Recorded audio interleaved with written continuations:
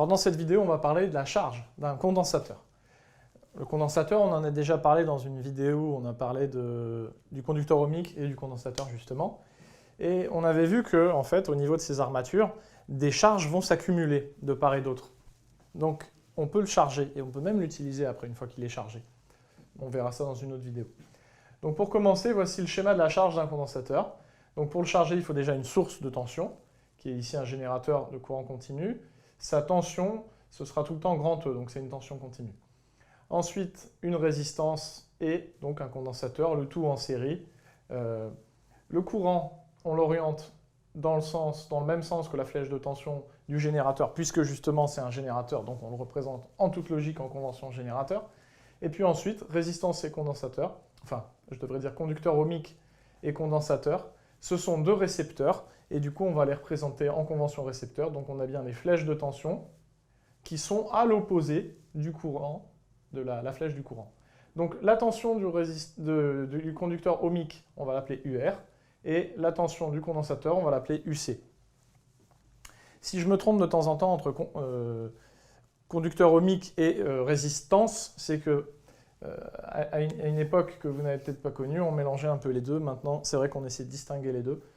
On parle de conducteur ohmique avec comme caractéristique une résistance, grand R.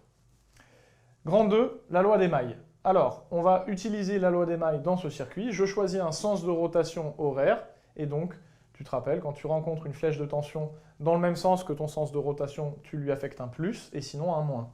Donc là, ça donne E moins UR moins UC égale 0. Je reviens au début. E moins UR moins UC égale 0. Je fais basculer E de l'autre côté, et je multiplie par moins 1 à gauche et à droite, et j'obtiens UR plus UC égale E. Mais UR, c'est RI. Donc RI plus UC égale E. Or, I est égal à C DUC sur DT. On a vu, c'est une relation que tu dois connaître pour les condensateurs. D'où R fois C fois DUC sur DT plus UC égale E. Donc, en partant de la loi d'Émaille, on arrive à une équation, là, finalement, où les seuls inconnus, ce sont soit UC, soit sa dérivée par rapport au temps. Donc ça veut dire que si on arrivait à trouver la solution d'une telle équation, on aurait UC en fonction du temps. Ça veut dire qu'on aurait l'évolution de la tension aux bornes du condensateur. C'est exactement ça qu'on recherche. Donc cette équation, on ne va pas tout à fait s'arrêter là, parce qu'en physique, on a des petites manies parfois. Et là, on en a une, c'est d'arriver à ce qu'on appelle la forme canonique de l'équation. Et on va y arriver, je vais t'expliquer. La forme canonique consiste à avoir comme préfacteur du terme différentiel du plus haut degré 1. Alors, dit comme ça, c'est peut-être compliqué, mais ici, j'ai UC ici, et j'ai sa dérivée première ici. Donc, le terme différentiel de plus haut degré, c'est celui-ci. Il n'y en a qu'un, de toute façon. C'est DUC sur DT. Donc, je ne veux pas qu'il y ait RC, je veux qu'il y ait 1. Donc, puisque je veux qu'il y ait 1, je divise tout par RC. Donc, ça fait DUC sur DT plus, du coup, UC sur RC est égal à E sur RC de nouveau. Donc, c'est une équation, c'est ce qu'on appelle une équation différentielle du premier ordre, parce que dans cette équation, il y a à la fois une fonction inconnue UC, mais aussi sa dérivée par rapport au temps. Tu vois, ici, on met du premier ordre. Sous-entendu, il existe du deuxième ordre, et c'est le cas, effectivement. C'est si jamais il y avait une équation où la dérivée seconde de UC apparaît, mais ce n'est pas le cas ici. Alors, une fois qu'on a ça, on va poser taux égale RC. Donc, taux, c'est une lettre grecque, et on va appeler ce taux le temps caractéristique, que je pourrais justifier, mais seulement un peu plus tard. Donc, du coup, ça serait écrit DUC sur DT plus UC sur taux égale E sur taux. Voilà, donc là, on est arrivé à l'équation canonique, d'accord, qui te permet, si tu arrives à la résoudre, d'avoir accès à la fonction UC en fonction du temps. Pour arriver à résoudre ça, on aurait besoin de plusieurs étapes, mais là, je vais te donner directement la solution. C'est que UC en fonction du temps est égal à grand E. Donc grand E, rappelle-toi, c'est la tension du générateur. Facteur de 1 moins exponentielle moins t sur taux. Et je ferme la parenthèse. Graphiquement, si je trace cette fonction, donc UC en ordonnée et petit t, le temps en abscisse, si je trace cette fonction, j'ai une pente comme ça qui diminue. Donc j'ai une montée qui au début est brutale, et puis ça diminue. Et puis on voit que à la fin, c'est plat. C'est-à-dire qu'on a atteint ce qu'on appelle le régime permanent. Alors dans le détail, on va retrouver taux, le fameux temps caractéristique. En fait, ce temps caractéristique, pour le retrouver graphiquement, on pourra te le demander dans des exercices. Il va falloir que tu traces ici la tangente à l'origine.